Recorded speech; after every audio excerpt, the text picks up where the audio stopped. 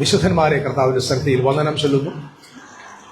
ഒരു പ്രാവശ്യം കൂടെ വചനത്തെ നമുക്ക് ധ്യാനിപ്പാൻ സന്ധ്യയിൽ ദൈവം നൽകുന്ന വലിയ അവസരത്തെ ഓർത്ത് ദൈവത്തിന് നന്ദി പറയുന്നു.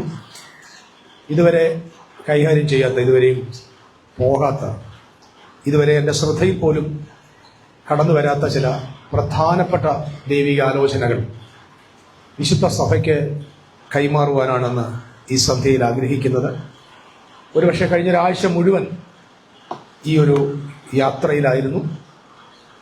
നമുക്ക് തിരുവഴുത്തിലെ 2 വേദവാക്യങ്ങൾ വായിച്ച് ശേഷം പ്രധാനപ്പെട്ട ഒരു ദൈവിക ദൂതിൽ എന്ന് പറയുന്നില്ല, അതൊരു യാഥാർത്ഥ്യത്തിലേക്ക് നമുക്ക് യാത്ര തുടരാം.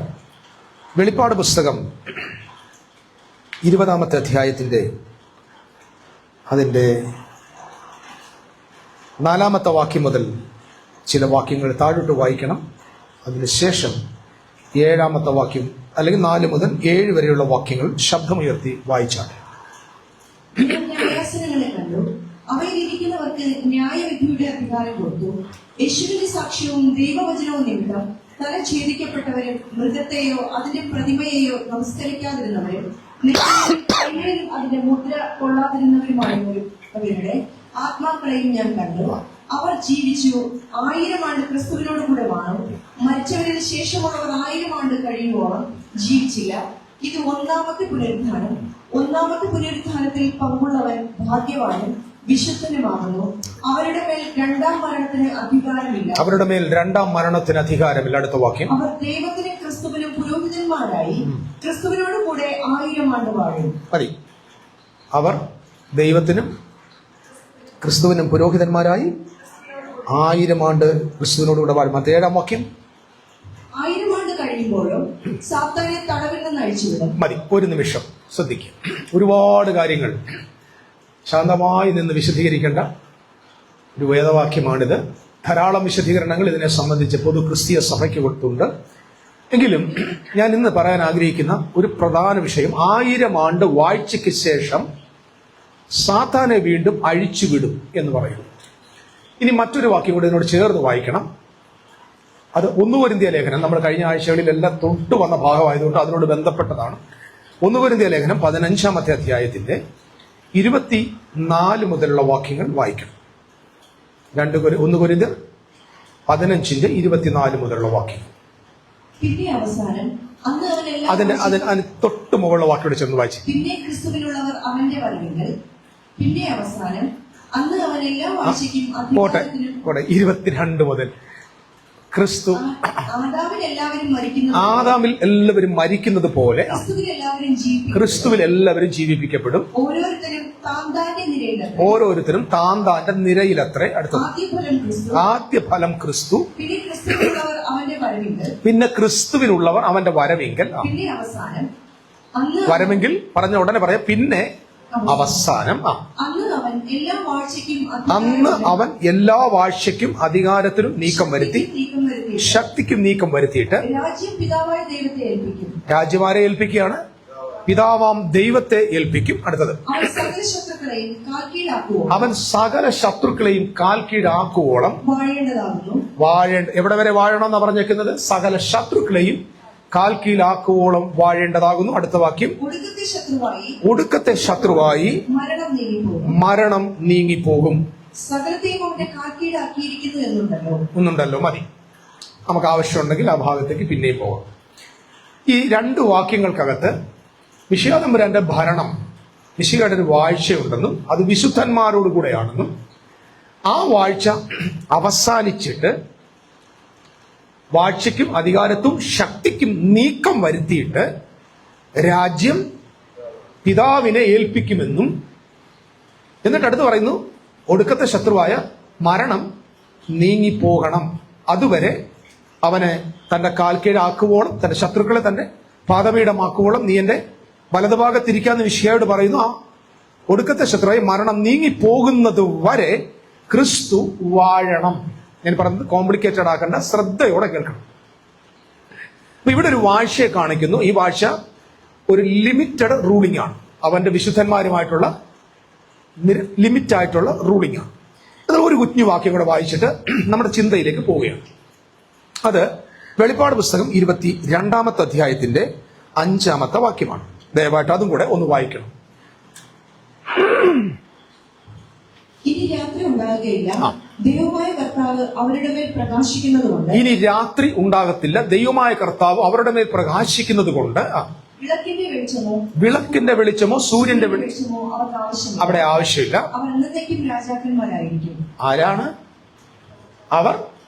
എന്നേക്കും രാജാക്കന്മാരായിരിക്കും.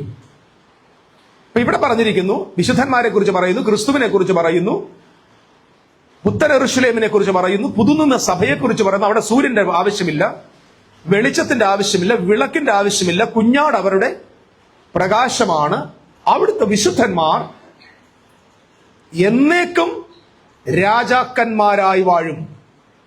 എന്തൊരു വാഴ്ച ചെയ്തു! നമ്മൾ വായിച്ച 3 വേദഭാഗങ്ങളെ ഒരുമിച്ച് ചേർത്ത് വായിക്കുമ്പോൾ വെളിപ്പാട് പുസ്തകം 20-ാം അധ്യായത്തിൽ നമ്മൾ വായിക്കുന്നു, ഞാൻ ന്യായാസനങ്ങളെ കണ്ടു, അവിടെ ക്രിസ്തുവിനെ കണ്ടു, വിശുദ്ധന്മാരെ കണ്ടു, തങ്ങളുടെ തല ഛേദിക്കപ്പെട്ട മുദ്രയേൽക്കാത്ത വിശുദ്ധന്മാർ അവനോടുകൂടെ ഉയർത്തെഴുന്നേറ്റ് 1000 ആണ്ട് വാഴുന്നു. 1000 ആണ്ട് വാഴുക എന്ന് പറഞ്ഞാൽ അതിന്റെ അർത്ഥം എന്താണ്? ഒരു പർട്ടിക്കുലർ പീരീഡ് ഓഫ് ടൈമിൽ വാഴുന്നു.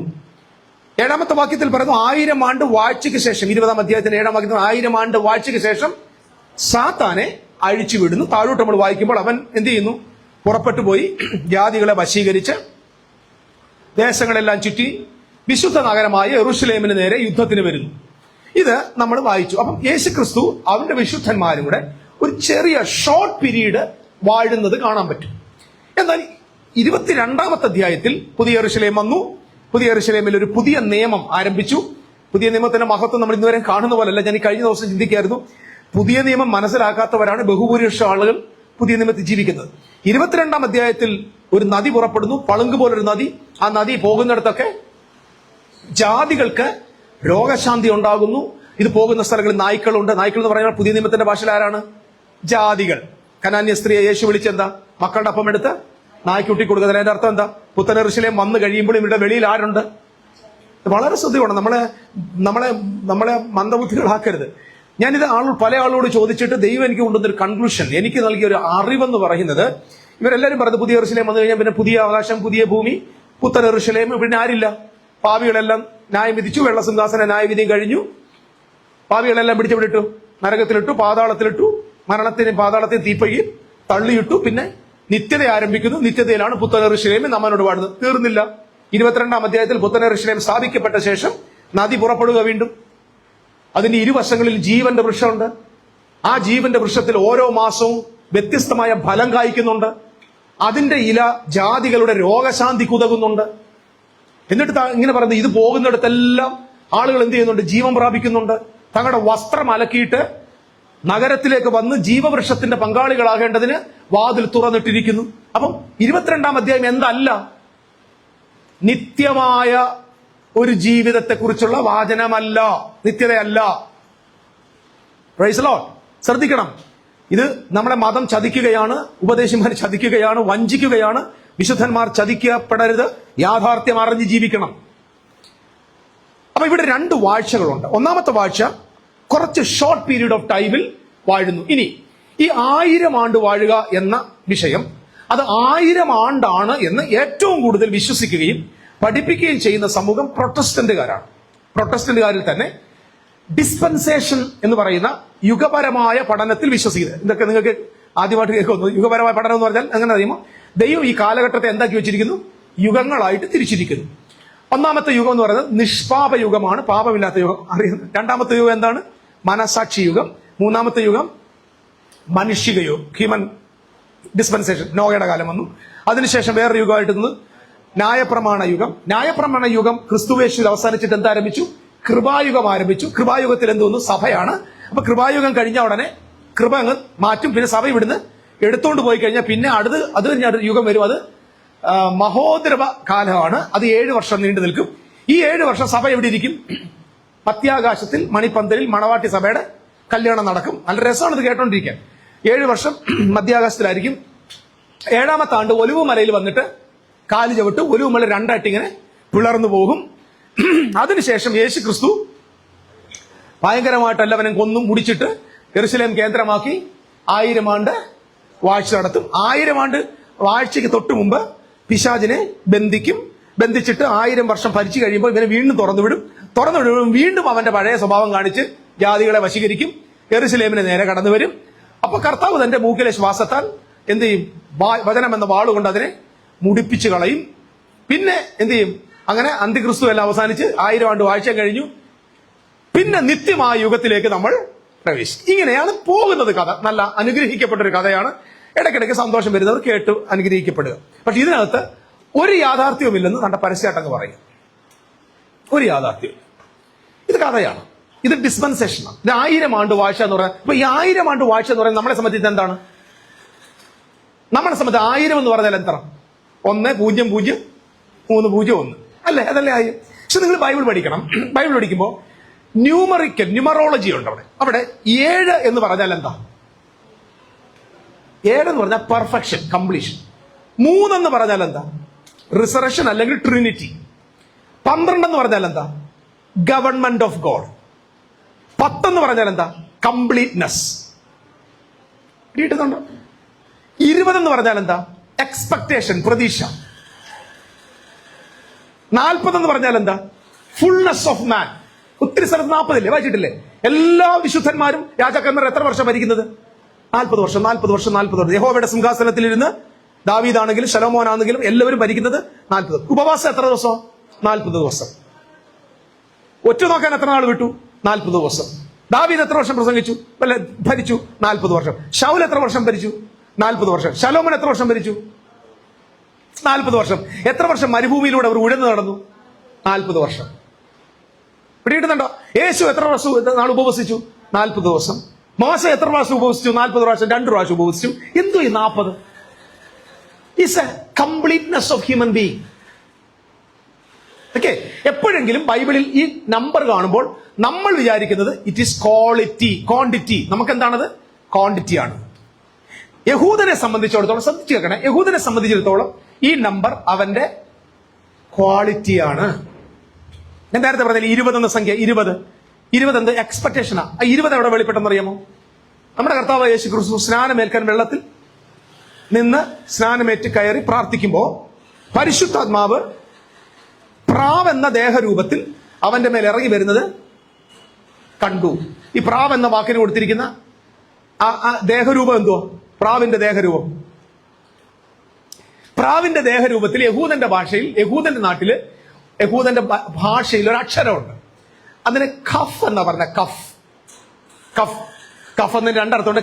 കൈപ്പത്തി എന്നും പറയും. കൈപ്പത്തി. ഈ കൈപ്പത്തി ഒരു കഫാണ്. ഈ കൈപ്പത്തിയുടെ ആകൃതിയിൽ കഫ് എന്ന് പറയുന്ന ലെറ്ററിൽ പരിശുദ്ധ റൂഹ പ്രാവ് പോലെ ചിറകടിച്ച് വരികയല്ല, അതൊരു ആ രൂപത്തിൽ വന്നിറങ്ങുക. പ്രാവും വന്നതല്ല. നമ്മുടെ എല്ലാം ഇവിടുത്തെ മുഴുവൻ ക്രിസ്തീയ സഭയുടെയും ലോഗോയ്ക്കകത്ത് നിന്നുണ്ട് ഒരു പ്രാവുണ്ട്. പക്ഷെ യഥാർത്ഥത്തിൽ പ്രാവാണോ വന്നത്? അല്ല. എഴുതി വെച്ചത് വായിക്കത്തില്ല ആരും. പ്രാവ് എന്ന ദേഹരൂപം. പ്രാവ് പറന്നിറങ്ങുമ്പോൾ ഉണ്ടാകുന്ന ദേഹരൂപം. അത് കഫ് എന്ന ലെറ്റർ. ഈ കഫ് എന്ന ലെറ്റർ 20 ആണ് നമ്പർ. അതിന്റെ അർത്ഥം എക്സ്പെക്ടേഷൻ, പ്രതീക്ഷ എന്ന് പറഞ്ഞാൽ ഇവർ ഒരു മശിഹായെ പ്രതീക്ഷിച്ചുകൊണ്ടിരുന്നു. ആ പ്രതീക്ഷിച്ചുകൊണ്ടിരുന്ന മശിഹയാണ് ഇതാ യോഹന്നാന്റെ മുമ്പിൽ സ്നാനമേറ്റ് പ്രാർത്ഥിക്കുന്നതെന്നാണ് ആ ആത്മാവിന്റെ വരവിന്റെ അടയാളം. ഓക്കേ. അവൻ നമ്പേഴ്സിനെ നിങ്ങൾ മറക്കരുത്. നമ്മളെ സംബന്ധിച്ചുള്ള നമ്പർ എന്ന് പറഞ്ഞാൽ ക്വാണ്ടിറ്റിയാണ്. യഹൂദനെ സംബന്ധിച്ചുള്ള അതെന്താണ്? ക്വാളിറ്റിയാണ്. ദൈവം പറഞ്ഞൊരു വാചകമുണ്ട്, എന്റെ കൽപ്പന പ്രമാണിച്ച് എന്നെ സ്നേഹിക്കുന്നവന് ഞാൻ എന്നെ വെറുത്ത് എന്റെ കൽപ്പന പ്രമാണിക്കാത്തവനെ അവന്റെ തലമുറയിൽ എത്ര പ്രാവശ്യം എത്ര തലമുറയ്ക്ക് ഞാൻ ശാപം കടത്തിവിടും? 3, 4 തലമുറയോളം ഞാൻ അവരെ സന്ദർശിക്കും. അടുത്ത് പറയുന്നത് എന്നെ സ്നേഹിക്കുന്നവന് എത്ര തലമുറയാ? 1000 തലമുറ ദയ കാണിക്കും. കർത്താവായ അബ്രഹാം മുതൽ യേശു ക്രിസ്തു എത്ര തലമുറയുള്ളൂ? 42 തലമുറയുള്ളൂ. 1000 തലമുറയാവണേ എത്ര നൂറ്റാണ്ട് എടുക്കും? അപ്പൊ ഇതിന്റെ അർത്ഥം എന്താ? 1000 തലമുറ പറഞ്ഞ 1, 2, 3, 4 എന്ന് പറഞ്ഞ എണ്ണുകല്ല. അത് ക്വാളിറ്റിയാണ്. ഇത് മറന്നു പോകരുത്. It is not quantity, it is quality. Okay. യഹോവയായ ദൈവത്തിന് 1000 പർവ്വതങ്ങളിൽ ആടുമാടുകളുണ്ടെന്ന് ബൈബിളുണ്ട്. വായിച്ചിട്ടുണ്ടോ? യഹോവയായ ദൈവത്തിന് എവിടൊക്കെ? എത്ര പർവ്വതത്തില്? 1000. ഭൂമിയിൽ 1000 പർവ്വതമേ ഉള്ളോ? അപ്പൊ 1001ാമത്തെ പർവ്വതത്തിലെ ആടുമാടുകൾ പിശാചിനുള്ളതാണോ? എന്താ അതിനർത്ഥം? എല്ലാ പർവ്വത മുകളിലെയും ആടുമാടുകൾ ദൈവത്തിന്റെ വകയാണെന്ന് അർത്ഥം. That is A quality. അപ്പൊ ഈ റെവലേഷൻ മനസ്സിൽ വെച്ചിട്ട് വേണം നമ്മൾ എവിടെ പോകാൻ? ഈ 1000 ആണ്ട് വാഴ്ചയിലേക്ക് പോകാൻ. ഞാൻ ഓപ്പണായിട്ട് പറയാം, നമ്മൾ ഇതെല്ലാം മനസ്സിൽ വിചാരിച്ച് പാട്ടും പാടി ഉറങ്ങി ചത്തുപോയി ഇതൊന്നും കിട്ടാതെ നിത്യതയിൽ കാണാൻ പോയിരിക്കത്തേ ഉള്ളൂ. അതുകൊണ്ട് ഇതൊക്കെ അറിഞ്ഞുപോയി സ്തോത്രത്തിൽ ഇപ്പോഴേ അറിഞ്ഞ അവിടെ ചെല്ലുമ്പോൾ നാണക്കടത്തിൽ ഇല്ലേ, ഈ 1000 ആണ്ട് പോകുന്നില്ലയോ, ഇറങ്ങി പോകുന്നില്ല എന്നൊക്കെ ചോദിച്ച് അവിടെ വഴക്കുണ്ടാക്കാതിരിക്കാൻ വേണ്ടി ഇവിടെ എല്ലാം അറിഞ്ഞിട്ട് പോകണം. പ്രൈസലോ. ഈ 1000 ആണ്ട് പറഞ്ഞാൽ it is A quality ruling. ഈ ക്വാളിറ്റി റൂളിംഗ് യേശു കർത്താവ് ആരംഭിക്കുക. ഇത് ആരംഭിക്കുന്നത് സാത്താനെ പിടിച്ചു കെട്ടണം. ഈ സാത്താനെ എവിടെ പിടിച്ചു കെട്ടിയത്? എവിടെയെങ്കിലും പിടിച്ചു കെട്ടിയോ? നമ്മുടെ ക്രൈസ്തവ ലോകത്തിൽ ഇതുവരെ പിടിച്ചു കെട്ടിയിട്ടില്ല. സാത്താൻ ഇപ്പോഴും ഉണ്ടെന്ന. ഞാൻ 40-48 വയസ്സുള്ള ഒരു മനുഷ്യനാണ്. പക്ഷെ ഞാൻ ഈ ജീവിതത്തിൽ ഇതുവരെ സാത്താനെ ഞാൻ കണ്ടിട്ടില്ല. സ്തോത്രം. ഇല്ല, പണ്ട് ഒരുത്തൻ ഫിലിമിൽ പറഞ്ഞിട്ടുണ്ട്, ഏതോ ഫ്രോഡ് മന്ത്രവാദികൾ ഉണ്ടാക്കി വെച്ചേക്കുന്ന. ഞാൻ മനസ്സിലാക്കിയത് ഇത് ഭയങ്കരമായ ഒരു ചതിയാണ്. പിശാച് എന്ന വാക്കിന് അല്ലെങ്കിൽ സാത്താൻ എന്ന വാക്കിന് ബൈബിളിൽ ആദ്യം ഉപയോഗിച്ചിരിക്കുന്നത് ഞാൻ മുമ്പ് പറഞ്ഞിട്ടുണ്ട്. അത് ആർക്കാണ്? യഹോവയുടെ ദൂതൻ. യഹോവയുടെ ദൂതൻ വാളുമായി ബിലയാമിന്റെ കഴുതയ്ക്ക് നേരെ നിന്ന് അവനോട് എതിർ നിന്നിട്ട് പറഞ്ഞു, ഞാൻ യഹോവയുടെ സന്നിധിയിൽ നിന്ന് വന്നിരിക്കുന്ന പ്രതിയോഗിയാകുന്നു. അത് ഹീബ്രുവിൽ പറഞ്ഞാൽ ഐ ആം സാത്താൻ എന്നാ പറഞ്ഞത്. സ്വന്തം എന്തായാലും യഹോവയുടെ ദൂതൻ സാത്താൻ ആണെങ്കിൽ സാത്താൻ എന്ന വാക്കിന്റെ അർത്ഥം ഗൗരവമായി പഠിക്കേണ്ടതുണ്ട്. അപ്പൊ നമ്മളെ കുറിച്ച് ചില ആളുകൾ പറയുന്നുണ്ട്, അവർക്ക് സാത്താനും ഇല്ല, അവർക്ക് നരകവും ഇല്ല, അവർക്ക് ന്യായവിധിയില്ല, അവർക്ക് യേശുവും വരത്തില്ല, ഇതെന്തൊരു കൂട്ടമാണെന്നാ. ഞാൻ അവരോട് പറയാം, ഇതൊന്നും ഞങ്ങളുടെ ഇടയിലില്ല, ഞങ്ങൾക്ക് മനസമാധാനമുണ്ട്. സത്യമല്ലേ? ഞാൻ ഇത്രയും സമാധാനത്തോടെ നിൽക്കുന്നത് എന്റെ മുമ്പിൽ ഭയങ്കര ജനക്കൂട്ടമൊന്നും കണ്ടിട്ടൊന്നുമല്ല. എന്നിൽ ദൈവം ഏൽപ്പിച്ച വചനത്തിന്റെ ആഴവും സത്യത്വവും ഉറപ്പും കാരണം. ഇവിടെയും ചഞ്ചലം ഉണ്ടായിരുന്നെങ്കിൽ കഴിഞ്ഞ ദിവസം 3 പേര് ആത്മഹത്യ ചെയ്താണ്ടോ? ഒരു കൊച്ചും 2 കുഞ്ഞുങ്ങളും ഒരു അമ്മയും. ഹൃദയഭേദകമായ കാര്യം. നമ്മളൊക്കെ ജീവനോടെ ഇരിക്കുന്നത് ലോകം മുഴുവൻ നമ്മുടെ മുമ്പിൽ ഇങ്ങനെ തുറന്നിട്ടിരുന്നതുകൊണ്ടല്ല. We are standing just because we are living for the truth and God is revealing the truth every day. Praise the lord. So ഞാൻ മുമ്പോട്ട് പോവാം. ഇപ്പൊ 1000 ആണ്ട് വാഴ്ച എന്ന് പറഞ്ഞാൽ ശ്രദ്ധിക്കണം. ഇനി എവിടെ വെച്ചാണ് സാത്താനെ ബന്ധിച്ചത്? ഒരിക്കലും ബൈബിൾ കൊണ്ട് മാത്രമേ നമ്മൾ വ്യാഖ്യാനിക്കാൻ പാടുള്ളൂ. ഞാനത് എടുത്തു പറയാതെ ജസ്റ്റ് ഇങ്ങനെ പറഞ്ഞു പോകാം. മിശിഹാ തമ്പുരാൻ ഒരിക്കലും ഒരു ഭൂതത്തെ പുറത്താക്കി. നമുക്കത് മാർക്കോസിന്റെ സുവിശേഷത്തിലും മത്തായിയുടെ സുവിശേഷത്തിലും വായിക്കാൻ പറ്റും. ഭൂതത്തെ പുറത്താക്കിയപ്പോൾ യഹൂദന്മാരായ ആളുകൾ മിശിഹായുടെ അടുക്കൽ വന്ന് പറയുന്ന ഒരു കാര്യമുണ്ട്. നീ, പ്രത്യേകിച്ച് നമുക്ക് മത്തായി 12 അത് വായിക്കാൻ പറ്റും, നീ ബേൽസബൂലിനെ കൊണ്ടാണ് ഭൂതങ്ങളെ പുറത്താക്കുന്നത്. ഞാൻ ചിരുന്ന് പ്രഷർ കുറെ സംസാരിക്കും. ബേൽസബൂലിനെ കൊണ്ടാണ് ഭൂതങ്ങളെ പുറത്താക്കുന്നത്. അപ്പം യേശു കർത്താവ് തിരിച്ചു പറയുകയാണ്, ഒരു രാജ്യം തന്നിൽ തന്നെ ഛിദ്രിച്ചുവെങ്കിൽ അതിൽ നിലനിൽക്കാൻ പറ്റില്ല. എന്തെറ്റത്തില്ല? ഒരു രാജ്യം, ഞാൻ ഭൂതങ്ങളെ കൊണ്ട് ഭൂതത്തെ പുറത്താക്കുന്നെങ്കിൽ ആ രാജ്യം നിലനിൽക്കത്തില്ല. ഞാൻ പരിശുദ്ധാത്മാവിനാൽ ഭൂതങ്ങളെ പുറത്താക്കുന്നുവെങ്കിൽ ദൈവത്തിന്റെ രാജ്യം നിങ്ങളുടെ ഇടയിൽ വന്നു. ഞാൻ ഫോളോ മീ. എന്നിട്ട് അടുത്ത് പറയുന്ന ഭാഗം, ബലവാനെ പിടിച്ചു കെട്ടിയിട്ടല്ലാതെ അവന്റെ കോപ്പ് കവർ ചെയ്യാൻ പറ്റില്ല എന്ന് പറഞ്ഞാൽ, മിശിഹ രോഗിയെ സൗഖ്യമാക്കുന്നു, ഭൂതങ്ങളെ പുറത്താക്കുന്നു, കുരുട്ടുകണ്ണ് തുറക്കുന്നു, മുടന്തരെ നടത്തുന്നു, മരിച്ചവനെ ഉയർപ്പിക്കുന്നു.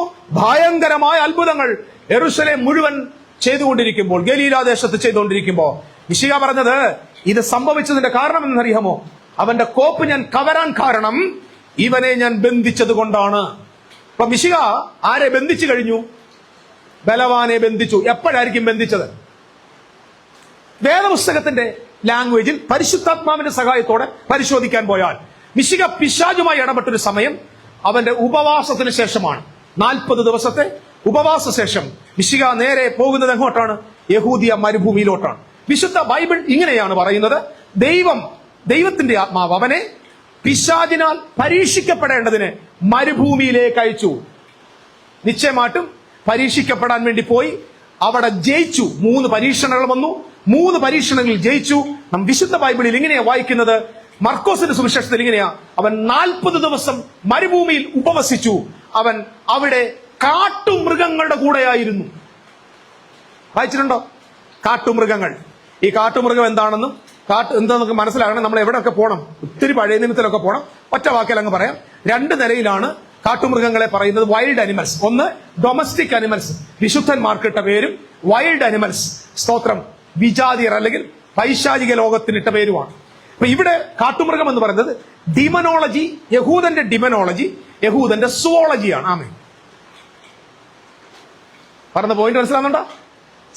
അവരുടെ സുവോളജിയാണ് അവരുടെ ഡിമനോളജി. അതുകൊണ്ടാണ് ഈവിൾ പീപ്പിളിനെ അവർ വിളിക്കുന്ന പേരെന്താണ്? ബീസ്റ്റ്, മൃഗം എന്ന് വിളിക്കും. ഈവിൾ പീപ്പിളിനെ അവരെന്ത് വിളിക്കും? മൃഗം എന്ന് വിളിക്കും. നമ്മുടെ മിശിഹാതമ്പുരാൻ ഭൂമിയിൽ വന്നപ്പോൾ, പാപങ്ങൾ മോചിപ്പാനായി കാൽവറിയിൽ മരിക്കാൻ വന്നപ്പോൾ മിശിഹയെ വിളിച്ച പേരെന്താണ്? ഇതാ ലോകത്തിന്റെ പാപത്തെ ചുമക്കുന്ന ദൈവത്തിന്റെ കുഞ്ഞാണ്. വെളിപ്പാട് പുസ്തകത്തിൽ മുദ്ര പൊട്ടിപ്പാൻ യോഗ്യനാരെന്ന് നിലവിളിക്കുമ്പോൾ ഒരു കുഞ്ഞാട് അറുക്കപ്പെട്ടതുപോലെ നിൽക്കുന്നത് ഞാൻ കണ്ടു. കുഞ്ഞാട് എന്തായിരിക്കുക? അറുക്കപ്പെട്ടു. അയ്യോ, കുഞ്ഞാട് അറുക്കപ്പെട്ടു എന്ന് നോക്കുമ്പോൾ അടുത്ത് പറയുന്നു, യോഹന്നാൻ ഒരു വാക്ക് കേൾക്കുക, യഹൂദാ ഗോത്രത്തിൽ സിംഹവും ദാവീദിന്റെ വേരുമായവൻ മുദ്ര പൊട്ടിപ്പാൻ യോഗ്യനായിരിക്കുന്നത്. ക്രിസ്തുവിനെ വെളിപ്പാട് പുസ്തകത്തിൽ ആരാട്ട് വെളിപ്പെട്ടിരിക്കുന്നത്? സിംഹം, വൈൽഡ് അനിമൽ. ആമേൻ. യോഹന്നാന്റെ സുവിശേഷത്തിൽ ഡൊമസ്റ്റിക് അനിമൽ ആണ്. വെളിപ്പാട് പുസ്തകത്തിൽ അവൻ വൈൽഡ് അനിമൽ ആണ്. എന്റെ അർത്ഥം എന്താ? വെളിപ്പാട് പുസ്തകത്തിൽ അവൻ വന്നത് ആരെയും രക്ഷിക്കാനല്ല, ശിക്ഷ നടത്താൻ, തെറ്റ് ചെയ്തവനെ ശിക്ഷിക്കാൻ, യഹൂദനെ ന്യായം വിധിക്കാൻ ഇറങ്ങി വന്നു നിൽക്കുന്ന മിശിഹായുടെ രൂപം എന്താണ്? Wild animal. ശ്രദ്ധിക്കുക, ദാറ്റ് സുവോളജി ഓഫ് ജൂവിന്റെ സുവോളജിയാണ് അവന്റെ ഡിമനോളജി. മിശിഹാ തമ്പുരാൻ 40 വർഷം മരുഭൂമിയിലായിരുന്നു എന്ന് പറഞ്ഞാൽ എന്റെ അർത്ഥം ആരുടെ കൂടെ ആയിരുന്നു? He was with the demonic world. അവിടെ വെച്ചാണ് പിശാചിനെ അത് യേശു ബൈൻഡ് ചെയ്യുന്നത്. ശ്രദ്ധിച്ചു കേൾക്കണം, എവിടെ വെച്ചാ ബൈൻഡിങ് നടക്കുന്നത്? ഈ 40 ദിവസത്തെ ഉപവാസ സമയത്ത് തിരിച്ചു വരുമ്പോൾ ഇങ്ങനെ പറഞ്ഞേക്കുന്നത്, അവൻ പരിശുദ്ധാത്മാവിന്റെ ശക്തിയോടെ തിരിച്ചു വന്നു. എന്താ സംഭവിച്ചത്? പരിശുദ്ധാത്മാവിന്റെ പ്രവർത്തിക്കും ദൈവിക ഇടപെടലുകൾക്കും സുവിശേഷത്തിന്റെ വ്യാപനത്തിനും തടസ്സമായി നിന്ന പൈശാചിക ലോകത്തെ ആര് ബൈൻഡ് ചെയ്തു? മിശിഹ ബൈൻഡ് ചെയ്തു. എന്നിട്ട് വന്നിട്ട് അവന്റെ പിടിയിൽ കിടന്ന ആളുകളെ സ്വതന്ത്രമാക്കുകയാണ്.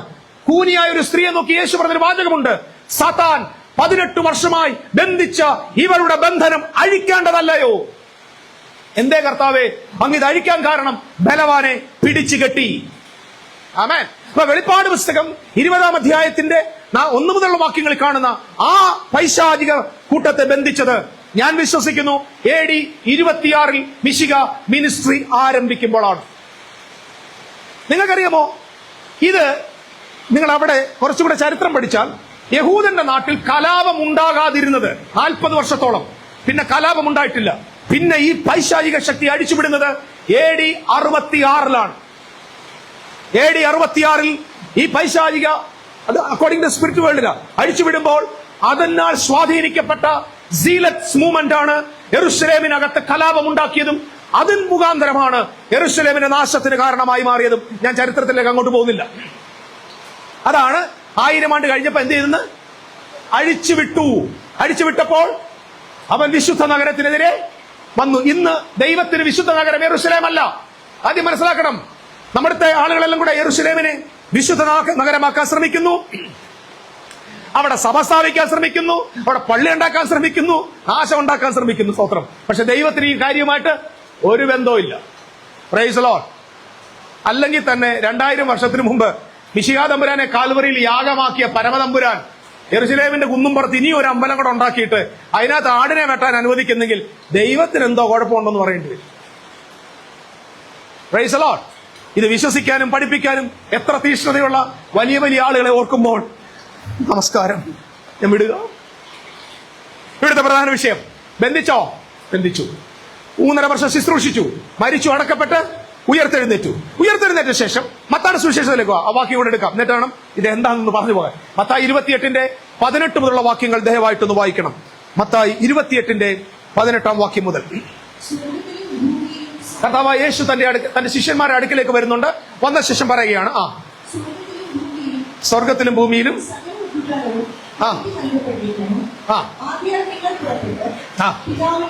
പുത്രന്റെയും പരിശുദ്ധാത്മാവിന്റെയും സ്നാനം കഴിപ്പിച്ചും പ്രമാണിപ്പാൻ തക്കവണ്ണം ഉപദേശിച്ചും കൊണ്ട് സകല ജാതികളെയും ശിഷ്യരാക്കിക്കൊള്ളുവിൻ. അടുത്ത വാക്യം ശ്രദ്ധിക്കൂ. അല്ല, ആദ്യത്തെ വാക്യം. ഞാനോ,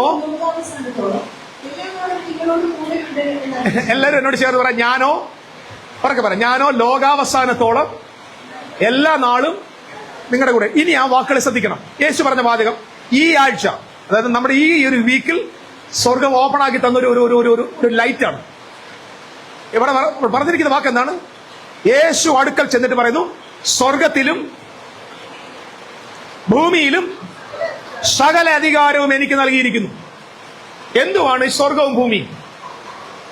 ഉൽപ്പത്തി 1:1 എന്ത് പറയുന്നു? ആദിയിൽ ദൈവം ആകാശവും ഭൂമിയും സൃഷ്ടിച്ചു, സ്വർഗവും ഭൂമിയും സൃഷ്ടിച്ചു. ദൈവം പറഞ്ഞു, ആകാശവും ഭൂമിയും ഒഴിഞ്ഞു പോകും, എന്റെ വചനത്തിന് മാറ്റമില്ല. ആമേൻ. ആവർത്തനം 32 നമ്മുടെ മോശ പറയുന്നൊരു വാചകമുണ്ട്, ആകാശമേ എന്റെ വാക്കുകൾക്ക് ചെവി തരിക, ഭൂമിയെ എന്റെ വാക്കുകളെ ശ്രദ്ധിക്കുക. ആകാശത്തോട് സംസാരിക്കുന്നു, ഭൂമിയോട് സംസാരിക്കുന്നു. യെശയ്യാ പ്രവചനം 1-ാം അധ്യായം വായിക്കുമ്പോൾ ആകാശമേ കേൾക്കുക, ഭൂമിയെ ചെവി തരിക. മത്തായിയുടെ സുവിശേഷം 5-ാം അധ്യായത്തിന്റെ 18 വായിക്കുന്നു, ആകാശവും ഭൂമിയും ഒഴിഞ്ഞു പോകും വരെ ന്യായപ്രമാണത്തിന്റെ വള്ളിയോ പുള്ളിയോ നീങ്ങിപ്പോകത്തില്ല. മുമ്പുള്ള പുരാതന ആകാശം വെള്ളത്തിൽ നിന്നുണ്ടായി, അത് വെള്ളത്താൽ നശിച്ചുപോയി. ഇപ്പോഴുള്ള ആകാശവും ഭൂമിയും തീക്കായി സൂക്ഷിച്ചിരിക്കുന്നു. വായിച്ചിട്ടുണ്ടോ? ഇതെല്ലാം ഇവിടെ എല്ലാം എന്തോ ഉപയോഗിക്കുന്നത്? ആകാശം ഭൂമി, ആകാശം ഭൂമി, ആകാശം ഭൂമി. എന്തോ ഈ ആകാശം ഭൂമി? മലയാളി 21-ാം നൂറ്റാണ്ടിൽ ഈ വാക്യം വായിച്ചാൽ അവൻ ആകെ അറിയാവുന്ന ഒരു ആകാശം, തലയ്ക്ക് മീതുള്ള ആകാശവും ഭൂമി, ഉരുണ്ട ഭൂമിയും. അപ്പോൾ അവൻ വ്യാഖ്യാനിക്കുമ്പോൾ എങ്ങനെ വ്യാഖ്യാനിക്കത്തുള്ളൂ? ആകാശവും ഭൂമി അല്ലെങ്കിൽ സ്വർഗവും ഭൂമി എന്ന് പറഞ്ഞാൽ മീതെ കാണുന്ന സ്വർഗവും താഴെ കാണുന്ന ഭൂമിയുമാണ്. പക്ഷെ ഇവിടെ വിശുദ്ധ ബൈബിളിന്റെ ഭാഷയിൽ യേശു പറയുകയാണ്, മരണത്തെ ജയിച്ച് ഉയർത്തെഴുന്നേറ്റ് പാതാളത്തെ ജയിച്ച് യേശു തന്റെ ശിഷ്യന്മാരുടെ പറഞ്ഞു, സ്വർഗത്തിലും ഭയങ്കര മൈൻഡ് ബ്ലോയിങ് ആയിട്ടൊരു ട്രൂത്ത്, ഭൂമിയിലും സകല അധികാരവും എനിക്ക് ലഭിച്ചിരിക്കുന്നു. പഠിച്ചാൽ ഈ സ്വർഗത്തിന്റെയും ഭൂമിയുടെയും അധികാരത്തെയും ആദ്യം ആർക്കാ കൊടുത്തത്? ഉൽപ്പത്തി 1:26 നാം നമ്മുടെ ഛായയിലും സ്വരൂപത്തിലും മനുഷ്യനെ ഉണ്ടാക്കുക. മലയാളത്തിൽ അങ്ങനെയാണ് ഒറിജിനൽ ഭാഷ കൊടുത്തിരിക്കുന്നത്. നമ്മുടെ ഛായയും സ്വരൂപത്തിലും മനുഷ്യനെ അപ്പോയിന്റ് ചെയ്യാം, സൃഷ്ടിക്കാതല്ല, അപ്പോയിന്റ് ചെയ്യാം. Let us appoint man, let us ordain man for the image of God and the likeness of God. Praise the Lord. Hallelujah. എന്നിട്ട് അവരോട് പറയുന്നു, അവൻ ആകാശത്തെ പറവയെയും വെള്ളത്തിലുള്ള സകല മത്സ്യങ്ങളെയും ഭൂമി സഞ്ചരിക്കുന്ന സകല മൃഗങ്ങളെയും സകല ഈഴജാതിയെയും വാഴട്ടെ. ഡൊമിനിയൻ ആരുടെ കയ്യിൽ കൊടുത്തു? ആദമിന്റെ കയ്യിൽ കൊടുത്തു. കാരണം the kingdom of God and the church of God both are same. ഇവിടെ പറയാം, ദൈവരാജ്യവും ദൈവസഭയും ഒന്നാണ്. ആമേൻ. ദൈവരാജ്യത്തിൽ പിതാവാം ദൈവവും അവന്റെ പുത്രന്മാരും, ദൈവസഭയിൽ പിതാവാം ദൈവവും അവന്റെ പുത്രന്മാരായ പുരോഹിതന്മാരും. ഒരു നല്ല ആമേൻ പറ. പിടികിട്ടെന്ന് പറഞ്ഞേ, പിതാവ് അതിവിശുദ്ധ സ്ഥലത്തിരിക്കുന്നു, വിശുദ്ധന്മാരായ പുരോഹിതന്മാർ വിശുദ്ധ മന്ദിരത്തിൽ അവനെ ശുശ്രൂഷിക്കുന്നു. അത് സഭയാണ്. അതുകൊണ്ടാണ് അവന്റെ വിശുദ്ധന്മാരെ നോക്കി ഒരിക്കൽ തമ്പുരാനിൽ വിളിച്ചു പറഞ്ഞു, നിങ്ങൾ എനിക്ക് രാജകീയ പുരോഹിത വർഗമാണ്. You are a kingdom of priesthood. പുതിയ നിയമസഭയ്ക്ക് എന്താ കിട്ടിയത്? ഇരുളിന്റെ അധികാരം നമ്മെ വിടുവിച്ച് ആരാക്കി മാറ്റി? പുത്രന്റെ രാജ്യത്തിലാക്കി. എന്നിട്ട് എന്ത് നൽകി? അന്ധകാരത്തിൽ നിന്ന് അത്ഭുത പ്രകാശത്തിലേക്ക് വിളിച്ചവന്റെ സദ്ഗുണങ്ങളെ ഘോഷിപ്പാൻ തക്കവണ്ണം തിരഞ്ഞെടുക്കപ്പെട്ട ജാതി, രാജകീയ പുരോഹിത വർഗം. ഗ്ലോറി. എന്തിനാ ദൈവം തെരഞ്ഞെടുത്തത്? അവന്റെ സദ്ഗുണങ്ങളെ ഘോഷിക്കാൻ. എന്തിനാ ആദമിനെ തെരഞ്ഞെടുത്തത്? ദൈവത്തിന്റെ ഇമേജ് ആൻഡ് ദൈവത്തിന്റെ ലൈക്ക്നെസ് വെളിപ്പെടുത്താൻ. ഞാനിത് കഴിഞ്ഞ ദിവസം വായിച്ചപ്പോൾ എന്റെ ഹൃദയം ഭയങ്കരമായിട്ട് സങ്കടപ്പെട്ടു പോയി. പ്രപഞ്ചം മൊത്തം ഉണ്ടാക്കി, ഈ അനന്ത വിഹായസിനെ വാക്കുകൾ കൊണ്ടുണ്ടാക്കി. നമുക്കറിയാലോ, യൂണിവേഴ്സ് എന്ന് പറയുന്നത് ചിന്തിക്കാൻ പറ്റാത്ത വലിയതാണ്.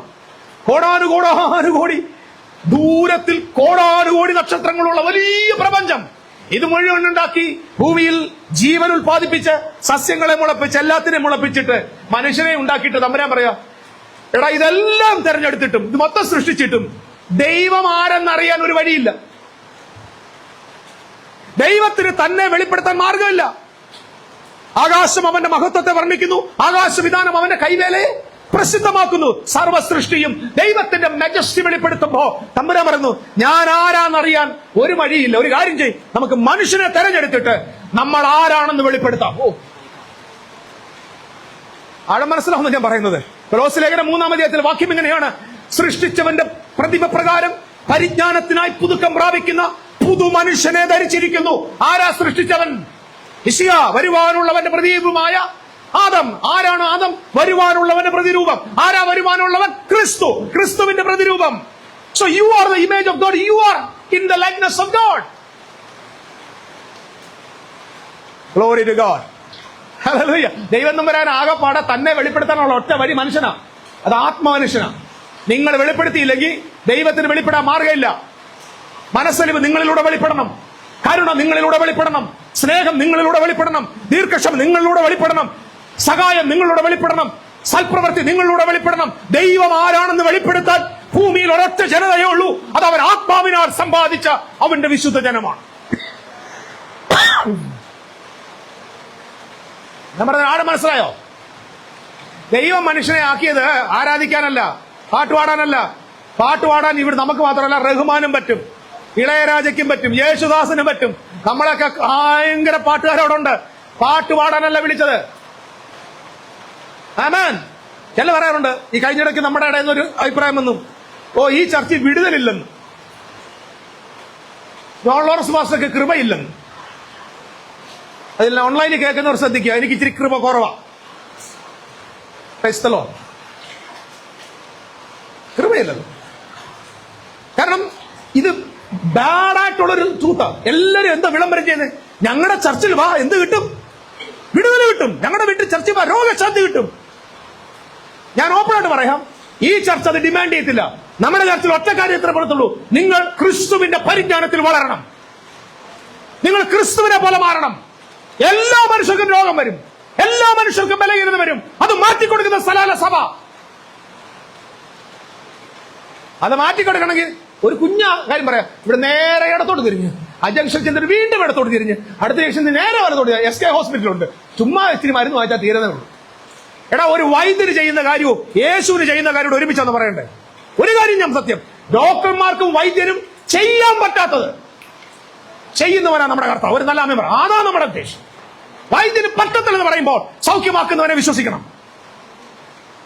എടാ, റോഡിൽ നിന്ന് മൈലെണ്ണ വിൽക്കുന്ന ലാടവൈദ്യന്റെ കയ്യിലോട്ട് കൊടുത്താൽ നിന്റെ തോളുവേദന മാറ്റി തരും. നീ ഉദ്ദേശിയുടെ അടുക്ക പോയിട്ട് പറയാം, ഞാൻ ഇവിടെ വന്നപ്പോ എനിക്ക് കൈ പൊക്കാൻ പറ്റത്തില്ലായിരുന്നു, ഇപ്പൊ പൊക്കാൻ പറ്റും. സ്തോത്രം. അപ്പൊ യേശു ക്രിസ്തു ലാടവൈദ്യനും തുല്യനാണോ? ഹല്ലേലൂയ,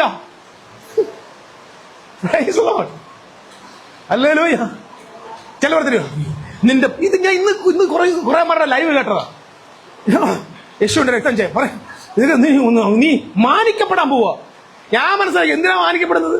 ഒരു യൂട്യൂബറും കുറച്ച് മാലയുണ്ടെങ്കിൽ ആ കുംഭമേളയ്ക്ക് പോയാൽ മോണോലിസ മാനിക്കപ്പെടും. സ്തോത്രം. മോണോലിസയുടെ അത്രയും മാനിക്കപ്പെട്ട ആരുണ്ട് ഈ ക്രിസ്ത്യൻ ലോകത്ത്? പെട്ടെന്ന് ഒരു ദിവസം അവക്കൊരു പൂച്ചക്കണ്ണുണ്ട്, നീണ്ട ഒരു മൂക്കുണ്ട്. സ്തോത്രം. എന്തോന്ന് എനിക്കൊന്നും തോന്നിയില്ല. എല്ലാവരുടെയും ക്യാമറ അങ്ങോട്ട് പോയി, നാട്ടുകാർ മൊത്തം കണ്ട് കൊച്ചൊറ്റ ദിവസം കൊണ്ട് സെലിബ്രിറ്റി ആയി. ഇവിടെ ഒരു പെന്തക്കോസ്തിലല്ലാത്തനായി സ്തോത്രം ആയിരുന്നെങ്കിൽ സാക്ഷ്യം പറഞ്ഞ് മുറിഞ്ഞാനെ. സ്തോത്രം. അങ്ങനെ പ്രവാചകൻ പറഞ്ഞു, മോളെ നിന്നെ കുറിച്ചൊരു ദൂതുണ്ടായിരുന്നു, കർത്താവ് നിന്നെ മാനിച്ചത്. എടാ, ഭൗതിക നേട്ടം, ആരോഗ്യം, വീട്, കാസ്, ഇതെല്ലാം വേണം ഭൂമി ജീവിക്കാൻ. എല്ലാം വേണം, ഇല്ലാതെ ജീവിക്കാൻ പറ്റത്തില്ല. ആരുടെ മുമ്പിൽ ഇറന്ന് ജീവിക്കാൻ പറ്റില്ല, ആരുടെ മുമ്പിൽ തലകുറിക്കാൻ പറ്റില്ല, ആരുടെ മുമ്പിൽ വ്യവസ്ഥനായി ജീവിക്കാൻ പറ്റില്ല. പക്ഷെ ഇത് മുഴുവൻ ദൈവം തരുന്ന ഒറ്റ കാരണത്തിൽ. എന്തറിയുമോ? നിന്നിൽ ക്രിസ്തു വെളിപ്പെടുന്നത് വരെ. നീ എഴുതി വെച്ചോ, നിന്നിൽ ക്രിസ്തു പൂർണ്ണമായി വെളിപ്പെടുന്നത് വരെ നീ ആരോഗ്യത്തോടെ ജീവിച്ചേ പറ്റൂ. നിന്നിൽ ക്രിസ്തു പൂർണ്ണമായി വെളിപ്പെടുന്നത് വരെ നീ സൗഖ്യത്തോടെ ജീവിച്ചേ പറ്റത്തുള്ളൂ, നീ സമ്പത്തോടെ ജീവിച്ചേ പറ്റത്തുള്ളൂ. നിനക്ക് അനർത്ഥം വരാൻ പാടില്ല, നീ തകർന്നു പോകാൻ പാടില്ല, നീ നിരാശപ്പെടാൻ പാടില്ല. നിശ്ചിക അതിന്റെ പൂർണ്ണതയിൽ വെളിപ്പെടുന്നത് വരെ നീ ആരോഗ്യത്തോടെ തുടർന്നേ പറ്റത്തുള്ളൂ. 75ാമത്തെ വയസ്സ് അബ്രഹാമിനെ വിളിച്ചില്ലേ? നാട് കൊടുത്തു, വീട് കൊടുത്തു, സമ്പത്ത് കൊടുത്തു, വേലക്കാരെ കൊടുത്തു, എല്ലാം കൊടുത്തു. അവസാനം അമ്പരാൻ പറഞ്ഞു, ഞാൻ നിനക്ക് ആയുസ് ഇങ്ങനെ കൂട്ടിത്തരുന്നത് പേരിൽ വലിയ വർഷം ജീവിച്ചിരുന്ന് കാണിക്കാനല്ല, നിന്നിലൂടെ ആര് വരണം? നിന്റെ കടിപ്രദേശത്ത് നിന്ന് വാഗ്ദത്ത സന്തതി പുറത്തു വരണം. വാഗ്ദത്ത സന്തതി ആരാണ്? പുതിയ നിയമത്തിൽ ക്രിസ്തുവ. ക്രിസ്തു പിറക്കുന്നത് വരെ ആർക്ക് ആരോഗ്യം ഉണ്ടാവണം? പറയുന്നേ, ആരോഗ്യം വരണം. അബ്രഹാമിന് ക്യാൻസർ വരാൻ പറ്റത്തില്ല, അബ്രഹാമിനെ ശത്രുക്കൾ കൊല്ലാൻ പാടില്ല, അബ്രഹാമിനെ അതിര് മോട്ടിക്കാൻ പാടില്ല, അബ്രഹാമിന്റെ സമ്പത്ത് അപഹരിക്കപ്പെടാൻ പാടില്ല, അബ്രഹാം കള്ളന്മാരുടെ കയ്യിൽ അകപ്പെടാൻ പാടില്ല. എന്തുകൊണ്ട് പാടില്ല? ക്രിസ്തു വരുന്നത് വരെ ഇവൻ പ്രൊട്ടക്റ്റഡ് ആണ്. ഇടയ്ക്ക് വെച്ച് സാറയെ പിടിച്ചോണ്ട് ആര് പോയി? അബിമേലക്ക് പോയി. സ്വർഗത്തിലെ തമ്പുരാൻ അവന് പ്രത്യക്ഷപ്പെടുന്നത് മര്യാദക്ക് വിട്ടവിടാൻ പറഞ്ഞു. എന്താ പ്രൊട്ടക്ഷൻ? എന്തിനാ അവിടെ ഇറങ്ങിച്ചെന്ന് സാറയെ വിടുവിച്ചത്? സാറയിലൂടെയാണ് അവകാശി പുറത്തു വരേണ്ടത്. ആമേൻ. ഇതാണ് ദൈവമക്കളെ നമ്മെക്കുറിച്ച് നിങ്ങൾ ഇത് മാത്രം മനസ്സിലാക്കണം. ഞാൻ ആരോഗ്യത്തോടെ ഇരിക്കും, ഞാൻ സൗഖ്യത്തോടെ ഇരിക്കും, ഞാൻ സമ്പത്തോടെ ഇരിക്കും, ഞാൻ സമാധാനത്തോടെ ഇരിക്കും. ഒറ്റ ലക്ഷ്യം, മിശിഹാ തമ്പുരാൻ എന്നിൽ പൂർണ്ണമായി ഉരുവാകുന്നത് വരെ. കാരണം ഈ മണ്ണ് വിട്ട് ഞാൻ പോകുമ്പോൾ, ദൈവസന്നിധി നിൽക്കുമ്പോൾ, ദൈവത്തിന് ഒത്തിരി പുത്രന്മാരില്ല, ഒരു പുത്രനേ ഉള്ളൂ. തന്റെ ഏകജാതനായ പുത്രനോട് അനുരൂപരാകാൻ വണ്ണം ദൈവം നിങ്ങളെ തെരഞ്ഞെടുത്തിരിക്കുന്നു. ഇതാ സഭ പഠിപ്പിക്കണ്ടേ, അല്ലാതെ ലാഭ വൈദ്യന്റെ രോഗശാന്തി അല്ല പഠിപ്പിക്കണ്ടേ. സൗഖ്യം വേണം ദൈവം നിങ്ങൾക്ക്. ഞാൻ ഒപ്പട പറയാം, ഇവിടെ പല രോഗികളുണ്ട്, ഭയപ്പെടണ്ട. ഒരു രോഗം നിങ്ങളെ തൊടത്തില്ല, നിങ്ങൾ ക്രിസ്തു പൂർണ്ണമായി ഉരുവാകുന്നത് വരെ. നല്ല ആമേൻ പറയുമോ? പഴയ മനുഷ്യർക്ക് ഏറെയായ 70 അല്ലെങ്കിൽ 80, അത് നാച്ചുറൽ ലൈഫ്. നിങ്ങൾക്കോ ഏറെയായ 70 അല്ല 80 മതി. കൂട്ടത്തിൽ കിട്ടുന്നത് നിത്യജീവനാണ്. മോശയ്ക്ക് കിട്ടാത്തത്, ദാവീദിന് കിട്ടാത്തത്, ദാനിയേലിന് കിട്ടാത്തത്, മെതുശലേഖന് കിട്ടാത്തത്. ഹല്ലേലൂയ. പുതിയ നിയമത്തിൽ ദൈവമക്കൾക്ക് ലഭിച്ചു നിത്യജീവൻ. ആമേൻ. നിത്യജീവൻ. ഇതാണ് നമ്മളെ സന്തോഷിക്കേണ്ടത്. നിങ്ങൾക്ക് നിത്യജീവൻ ഉണ്ട് എന്ന് നിങ്ങൾ അറിയേണ്ടതിന് ദൈവത്തിന്റെ ദാസൻ ലേഖനം എഴുതുകയാണ്. You have eternal life. You have eternal life. ചേർന്ന് യേശുവിന് നന്ദി പറഞ്ഞാട്ടെ. ഹല്ലേലൂയ. ഇതായിരിക്കണം നമ്മുടെ focus. Lord, I want to be like that. എനിക്ക് അങ്ങേ പോലെ ആയിരിക്കണം, എന്റെ വാക്ക് അങ്ങേ പോലെ ആയിരിക്കണം. ഞാൻ ഓപ്പണായിട്ട് പറയാം, ഇത് പറഞ്ഞാൽ ആരും വിഷമിക്കരുത്. എങ്ങനെയാലും എനിക്ക് കുഴപ്പമില്ല. ഈ ഭൂലോകത്തിലൊക്കെയും പോയി സർവ്വസൃഷ്ടിയോട് സുവിശേഷം പ്രസംഗിക്കാൻ പറഞ്ഞില്ലേ? Great commission is already fulfilled. നമ്മള് ഈ ഞങ്ങളുടെ നാട്ടിൽ ഒരു ഹോസ്പിറ്റലുണ്ട്. അതിനെക്കുറിച്ച് തെറ്റായ ഒരു വാർത്ത പണ്ട് വന്നത്, ഒരു മതവിഭാഗത്തിൽ പെട്ട് വരുന്ന ആളുകളെ, അവിടുത്തെ ആളുകള് എക്സ്പയർ ആയ മരുന്ന് കുത്തിവെക്കും. കേട്ടതാ, ഞാൻ പേരൊന്നും പറഞ്ഞില്ല, ഇനി എനിക്ക് തൊള്ളേക്ക് പോകാൻ വയ്യ. എക്സ്പയർ മരുന്ന് കുത്തിവെച്ച്, അത് ഈ എക്സ്പയർ ആകുന്ന മരുന്ന് എന്ത് ചെയ്യും? അത് എന്തോ സ്നേഹം കൂടുതലാകും. ഞാൻ മനസ്സിലാക്കിയത് 2000 വർഷത്തിന് മുമ്പ് എക്സ്പയർ ആയ ഒരു സൂത്രം എടുത്തുകൊണ്ടാണ് നമ്മളിവിടെ ലോക സുവിശേഷീകരണത്തിന് നടക്കുക. ആമേൻ. ഹല്ലേലൂയ. അത് പാടുന്നത് എന്തുവാ?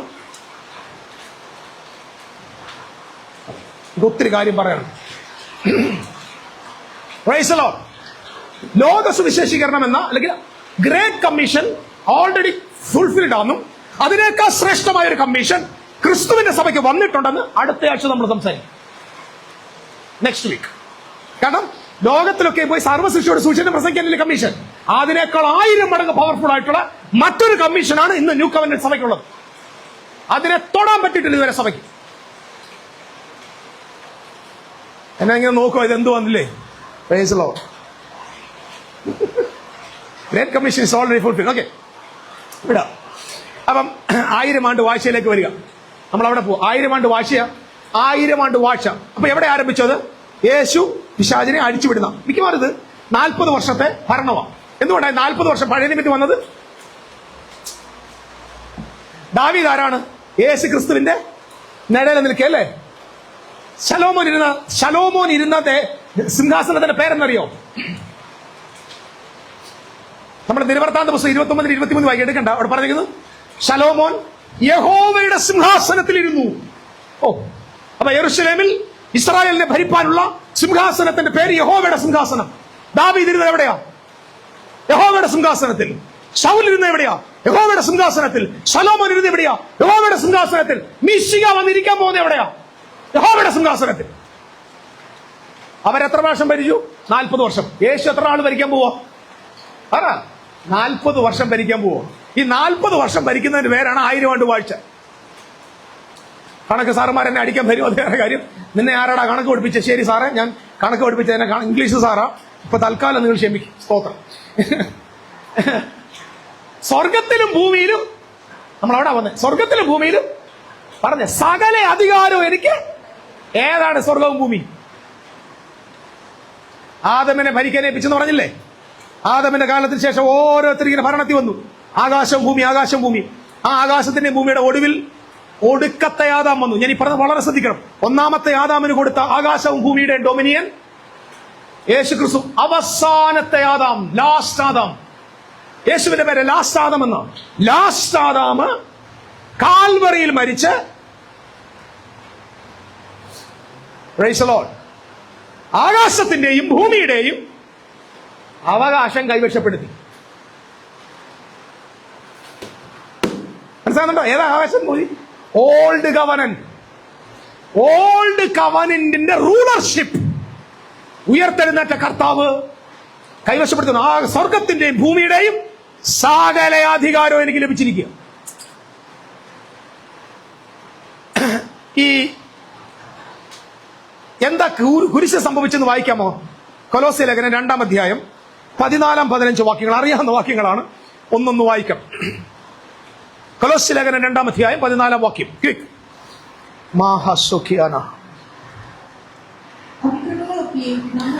അതിക്രമങ്ങളൊക്കെയും നമ്മോട് ക്ഷമിച്ച് ചട്ടങ്ങളാൽ നമുക്ക് വിരോധവും പ്രതികൂലമായിരുന്ന കയ്യെഴുത്ത് മായിച്ച് കുരിശിൽ തറച്ച് നീക്കിക്കളഞ്ഞു. ഏതാ നമുക്ക് വിരോധമായ കയ്യെഴുത്ത്? ഏതാ?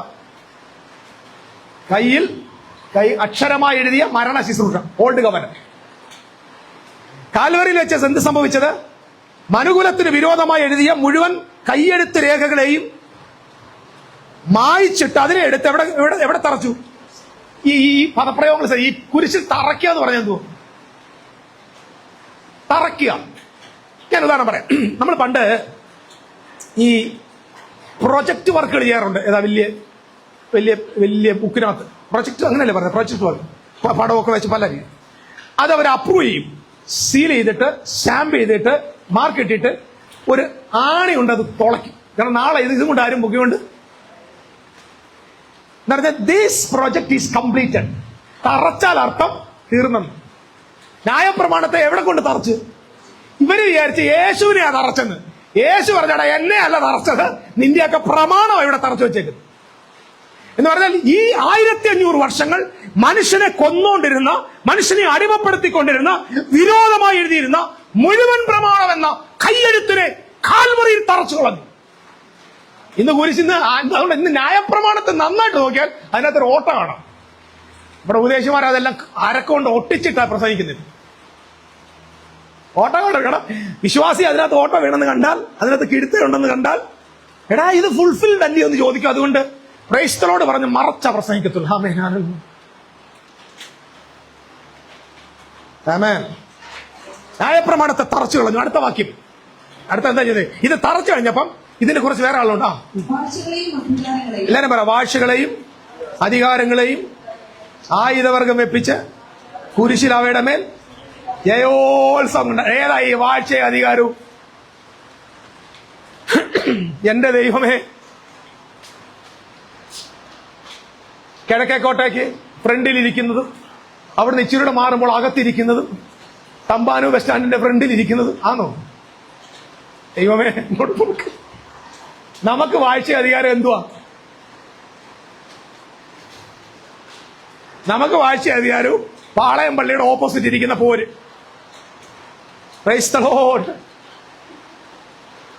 പുത്തരിക്കണ്ണം മൈതാനത്തിന്റെ ഫ്രണ്ടിൽ വ്യാപരിക്കുന്ന ശക്തി. അതായത് ഏതെങ്കിലും ഒരു അന്യമതത്തിന്റെ ആലയം കണ്ടാൽ ഉടനെ നമുക്ക് ഭ്രാന്ത് കയറിട്ട് പറയും, ഇതാടാ വാഴ്ച അധികാരം. വാഴ്ചകളെയും അധികാരങ്ങളെയും ശാസിക്കുന്നു. ഇവിടെ കർത്താവ് പറയുന്നു ആയുധവരം വെപ്പിച്ചെന്ന്. ഇത് ഈ ചേട്ടന്മാർ ഇതുവരെ അറിഞ്ഞിട്ടില്ല. ഞാൻ ദേഷ്യപ്പെട്ട് സംസാരിക്കണോ ഈ വചനം കയറുമ്പോൾ? വാഴ്ചയും അധികാരം എന്ന് പറയുന്നത് ന്യായപ്രമാണത്തെ എക്സിക്യൂട്ട് ചെയ്തുകൊണ്ടിരുന്ന പരീശന്മാരും പുരോഹിതന്മാരുമാണ്. ജനങ്ങളുടെ മീതെ അവിടുത്തെ പുരോഹിതന്മാരെന്ത് ചെയ്യും? ജനങ്ങളോട് പറയാ, ഇഷ്ടംപോലെ പാപം ചെയ്യണം, നമ്മൾ തള്ളിവിടുക. അത് നമ്മൾ ബൈബിൾ വെച്ചിട്ടുണ്ട്. ഇഷ്ടംപോലെ പാപം ചെയ്ത് എന്ത് ചെയ്യും? പാപം ചെയ്യുന്നവര് ആടുമായിട്ട് വരും. ഈ ആടിന്റെ ആവശ്യമില്ല സാധനം കത്തിച്ചിട്ട് നല്ല പീസല്ലേ ഇവന്മാര് കൊണ്ടുപോകും. അപ്പൊ വിശ്വാസി പാപം ചെയ്താലേ പുരോഹിതൻ വീണ് തലയൊടിഞ്ഞ് ചാവുന്ന രീതി വണ്ണം വെക്കാൻ പറ്റത്തുള്ളൂ. ഏലിക്ക് പറ്റിയതില്ലേ? നമ്മളാരും ഒന്ന് വീണ തലയൊടിഞ്ഞാവോ? ഇവൻ ഭയങ്കര 500 കിലോ ആണ്. എന്താ ഏലിയുടെ മക്കള് ചെയ്യുന്ന പരിപാടി എന്തുവാ? ഏലിയുടെ മക്കള് യാഗപീഠത്തിൽ ചെല്ലുക, ബാർബിക്യൂ എടുത്ത് തരിക. ബാർബിക്യൂ പറഞ്ഞില്ലേ? നല്ല തീ ചുട്ട മാംസം എന്തോ ടേസ്റ്റ് ആണെന്നറിയാമോ? ഈ മസാലയൊന്നും ഇടാതെ ഒന്ന് ടേസ്റ്റ് ചെയ്ത് നോക്ക്. വീട്ടിൽ ചെന്നിട്ടൊന്ന് മട്ടനൊക്കെ എടുത്ത് തീക്കാത്തൊക്കെ എന്തുവാ ആ നെയ്ക്കാത്തൊക്കെ ഇങ്ങോട്ട് വെന്ത സാധനം മുപ്പല്ലി കൊണ്ട് കുത്തുക, എടുത്തോണ്ട് പോകുക, തിന്നുക. പുരോഹിതൻ ഹാപ്പി. അപ്പൊ പുരോഹിതന്മാർ ജനങ്ങൾ വിശുദ്ധരാകാൻ ആഗ്രഹിക്കൂ? പറ. എല്ലാരും വിശുദ്ധമാണ്. പിന്നെ ഏത് ആളെ കൊണ്ടുവരും? ഏത് ആട്ടിൻകുട്ടിയെ കൊണ്ടുവരും? നിങ്ങൾ കൊണ്ടുവന്നില്ല. ഇപ്പൊ ഞങ്ങളുടെ കാര്യം എന്തോ? അത് തന്നെയാ എന്റെ പൊന്നു മക്കളെ ഇന്ന് നടന്നുകൊണ്ടിരിക്കുന്നത്. മുപ്പല്ലി ഇല്ലെന്നേ ഉള്ളൂ, കാള ഇല്ലെന്നേ ഉള്ളൂ. അത് വേറെ വേർഷനായിപ്പോയി. സ്തോത്രം. ജനത്തിന് ബന്ധനമുണ്ടെന്നും ജനം കുഴപ്പത്തിലാണെന്നും ജനത്തിന്റെ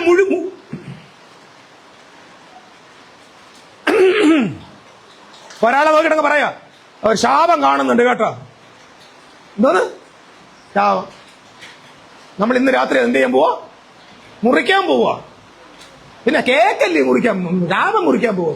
ഇവിടെ ഇത്രയും 10,000-കണക്കിന് വിശ്വാസികളുടെ പാസ്റ്ററും തലലും കിളി പോയിരിക്കുക. എന്റെ സഹോദരങ്ങളെ, കുരിശിൽ വെച്ച് യേശു ശാപം മാറ്റിയോ? മനുകുലത്തിന് മൊത്തം ശാപം എടുത്ത് മാറ്റിയില്ലേ? പിന്നെ ഏത് ശാപമാണോ സാറേ പൊട്ടിക്കുന്നത്? ഞാൻ മനസ്സിലാക്കിയത്, ഈ ശാപം പൊട്ടിയിലൂടെ ഇവർ പൊട്ടിക്കുന്നത് ബാങ്കിലെ ഫിക്സഡ് ഡിപ്പോസിറ്റും, സ്തോത്രം, ATM കാർഡിനകത്തുള്ളതും ക്രെഡിറ്റ് കാർഡുമാണ് പൊട്ടിക്കുന്നത്. സ്തോത്രം. അത് ആർക്ക് മനസ്സിലായിട്ടില്ല? മനസ്സിലാവില്ല. പുസ്തകം വായിക്കത്തില്ലല്ലോ, യേശുവിനെ വിശ്വാസവും ഇല്ല, പേര് ക്രിസ്ത്യാനി.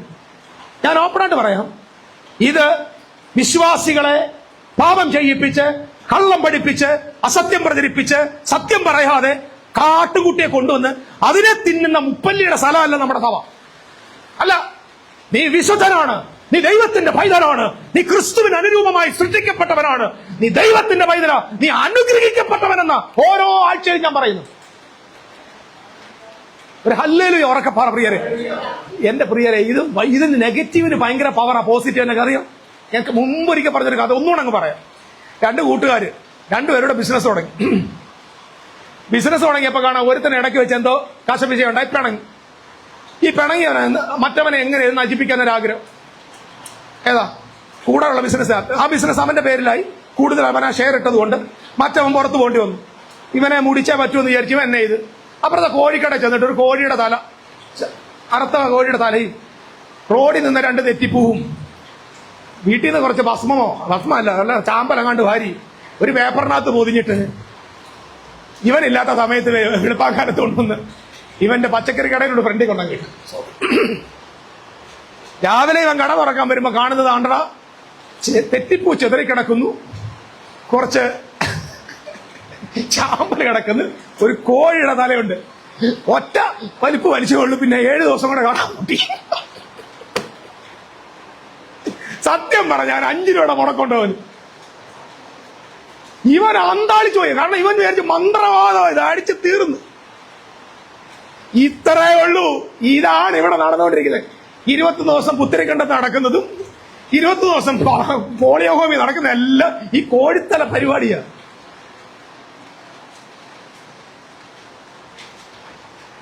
സത്യം പറഞ്ഞു തരാം നിങ്ങളോട്,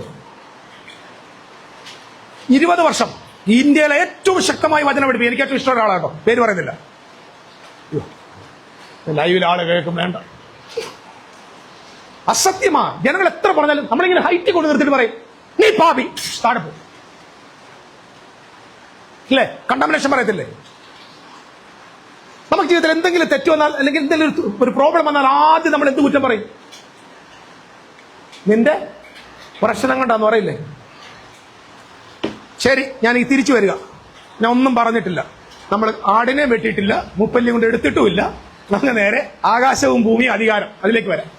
ഈ ആകാശത്തിന്റെയും ഭൂമിയുടെ അധികാരം എന്ന് പറയുന്ന വാക്കിന്റെ അർത്ഥം എന്താ? ഒന്നാമത്തെ ആദാമിന് കൊടുത്തതും നഷ്ടപ്പെടുത്തിയതുമായ ഓൾഡ് കവനന്റ് അധികാരം ആരേറ്റെടുത്തു? ക്രൈസ്റ്റ് ഏറ്റെടുത്തു. ആ ഓൾഡ് കവനന്റ് അധികാരം ഏറ്റെടുത്തിട്ട് പറഞ്ഞു, സ്വർഗത്തിലും ആകാശത്തിന്റെയും ഭൂമിയുടെയും സകല അധികാരം എനിക്ക് ലഭിച്ചിരിക്കുക.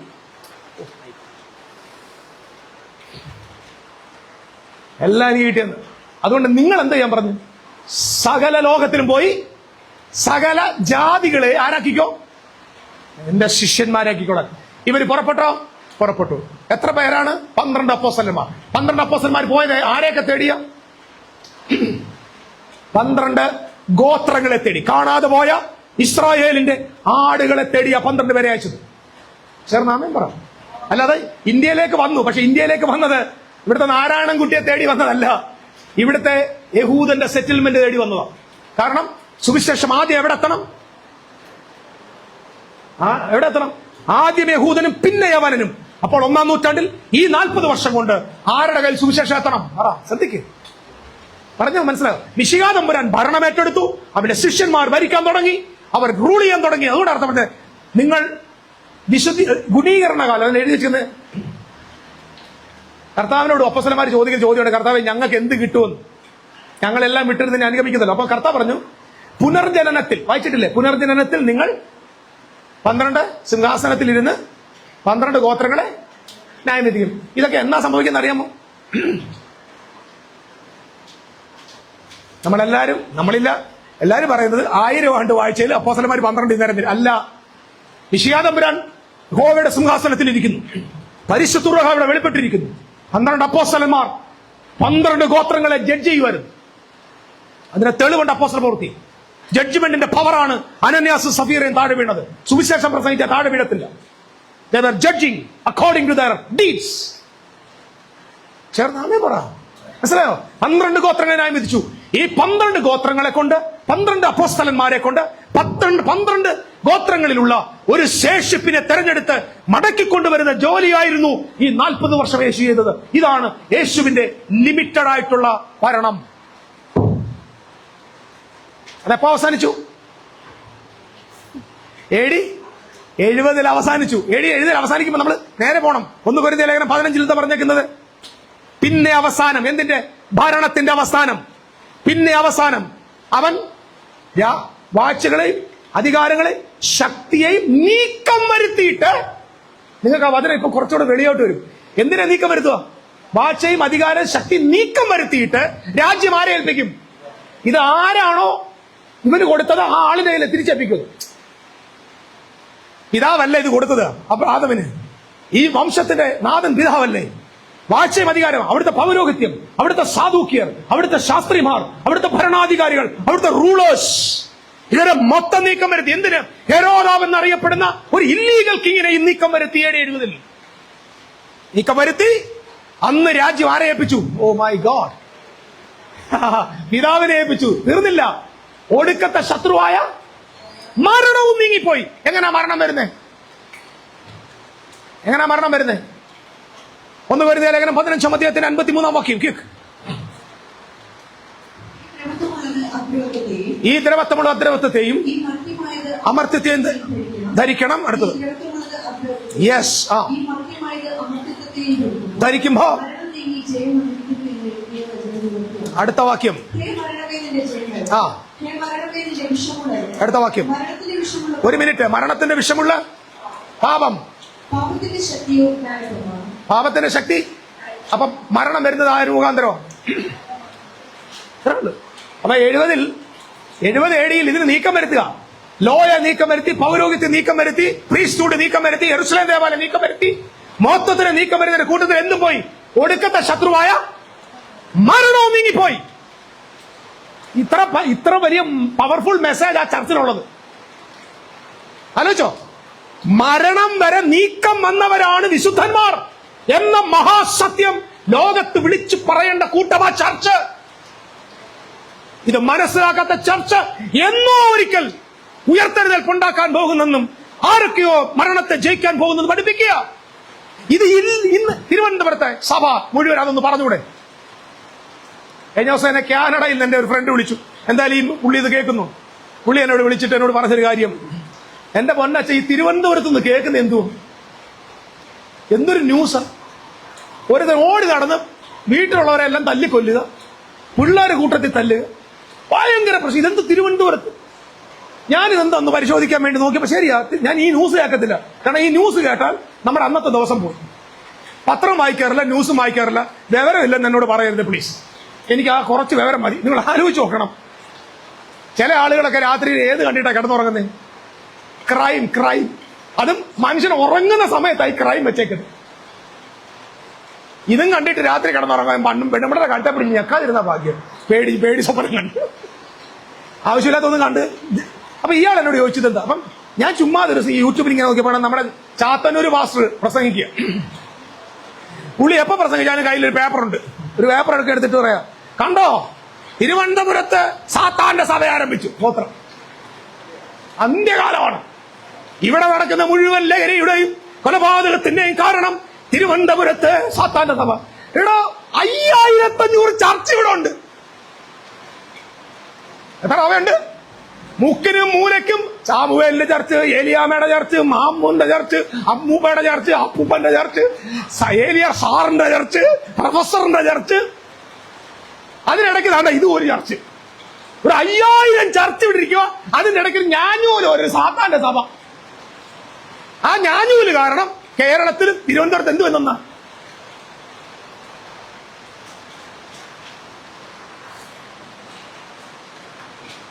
ഒന്നാണോ എന്ന് തോന്നില്ലേ? അപ്പൊ നിങ്ങൾ നോക്കണം, 5000 സഭയ്ക്ക് ഈസിക്കൽ ടു ഒരു സാത്താന്റെ സഭ. അടിപൊളി. ഇതിൽ ഇസ്രായേല് ഹമാസുകാർ ഒരു ബന്ധിയെ ഇങ്ങോട്ട് വിടുമ്പോ അവർ 2000 എണ്ണത്തെ അങ്ങ് പറഞ്ഞു വിടും. അപ്പൊ ഇസ്രായേലിന്റെ ഒരു പൗരൻ ഹമാസിന്റെ 2000. സാത്താന്റെ ഒരു കുഞ്ഞൻ ചർച്ച് തിരുവനന്തപുരത്തുള്ള എല്ലാ മെഗാ ചർച്ചിനേക്കാൾ പവറാണ്. നാണം കൊണ്ട് തല കുറിക്കണം. ആനാവശ്യം വിളിച്ചു പറയുന്നു സഭയ്ക്കകത്ത്. ഇത് ഓൺലൈനിൽ കേൾക്കുന്ന സഹോദര, ആ ചാത്തന്റെ കയ്യിൽ ഇത് കൊടുക്കണം പ്ലീസ്. ഞാൻ സംസാരിച്ചോളാം. എടാ, യേശുവിന് സഭയില്ലേ? യേശുവിന്റെ സഭ എവിടെ പോയി? യേശുവിന്റെ സഭ തൈല ബിസിനസ്. യേശുവിന്റെ സഭ finance company.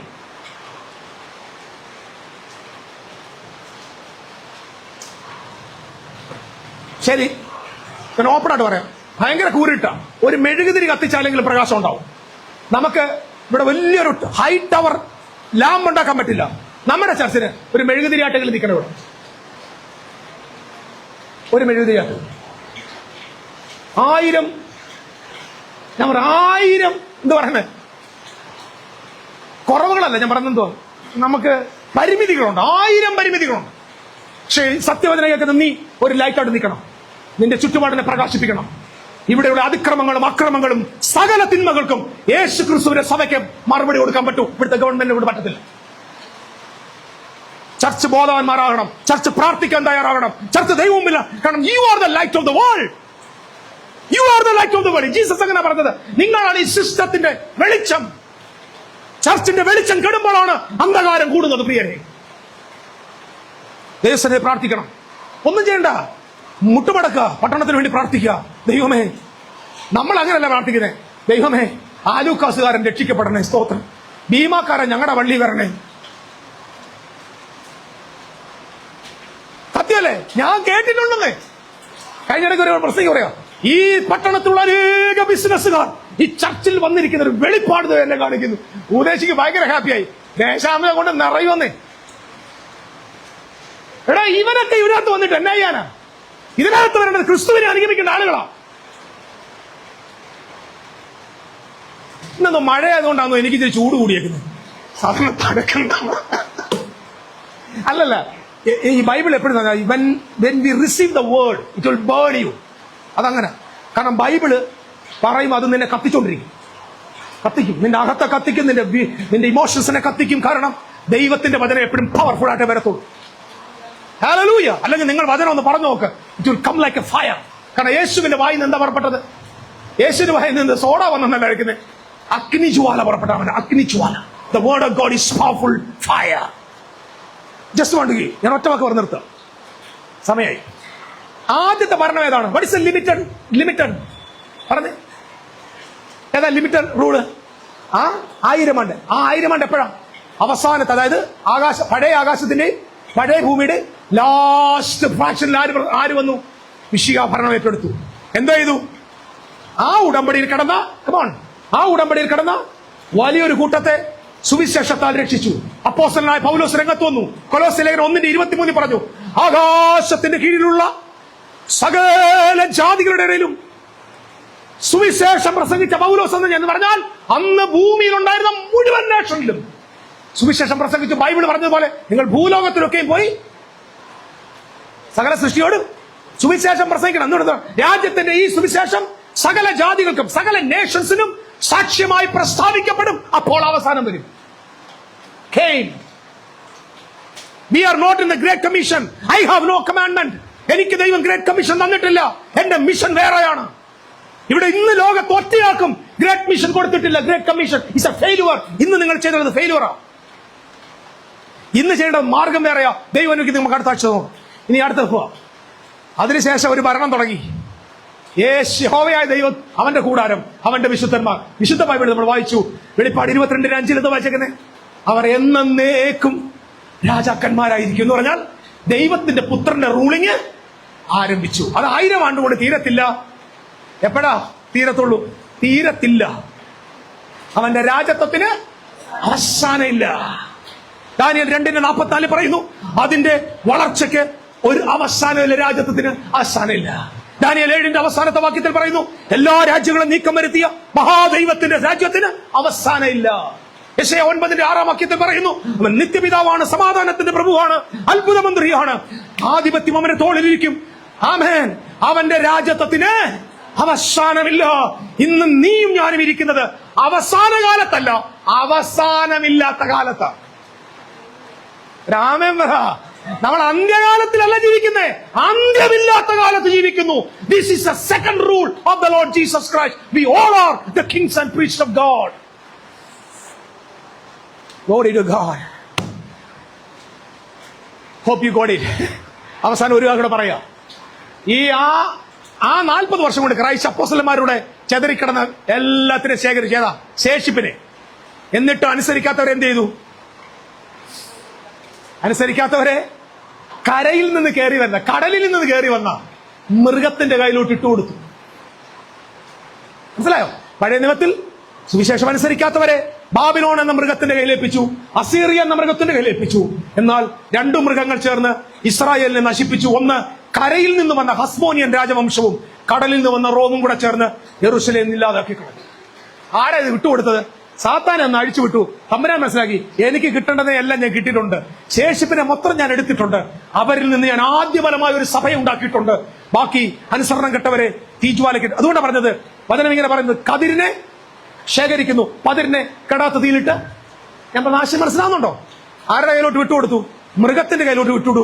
That is written in the book of revelation. Hallelujah, hallelujah. So the short limited period of rule happened in AD 30 to 70, 40 years. And from that day onwards, God is ruling, Christ is ruling. നമുക്ക് ഓർക്ക വേണം വിളിച്ചു പറയണം, എന്റെ കർത്താവ് വാഴുന്നു. അവൻ വാഴുന്നെങ്കിൽ replica എവിടെ വരണം? അതിന്റെ മിറമിൽ എവിടെ വരണത്?